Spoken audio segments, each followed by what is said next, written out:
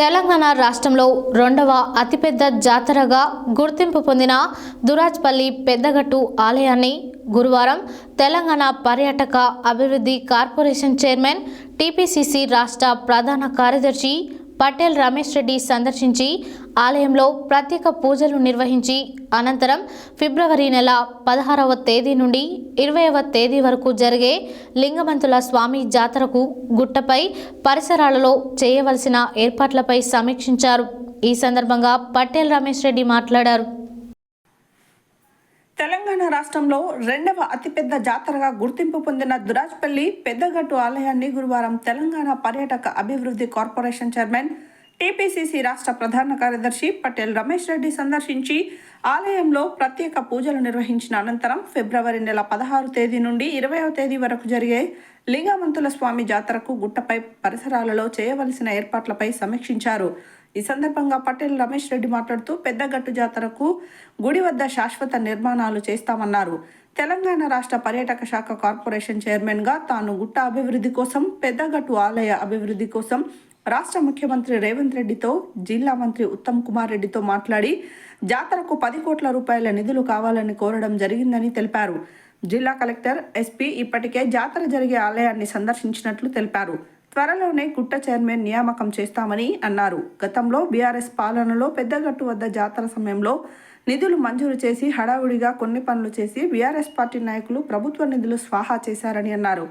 ఈ కార్యక్రమంలో వివిధ హోదాల్లో ఉన్న కాంగ్రెస్ పార్టీ నాయకులతో పాటు దేవాలయ కమిటీ సభ్యులు తదితరులు పాల్గొన్నారు.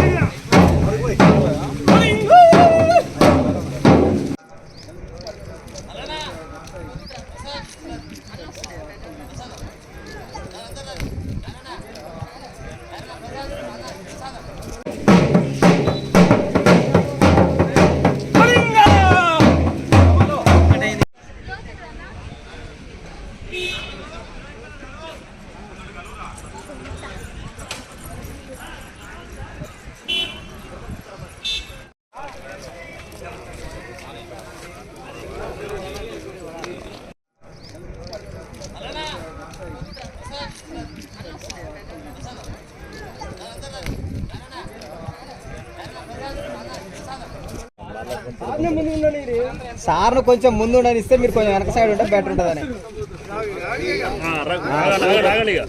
సూపర్ వచ్చింది.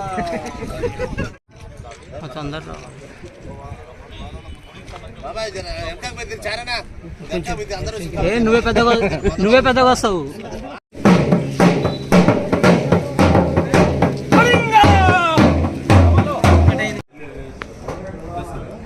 బయట బ్లూ ఫోటో దిగాను.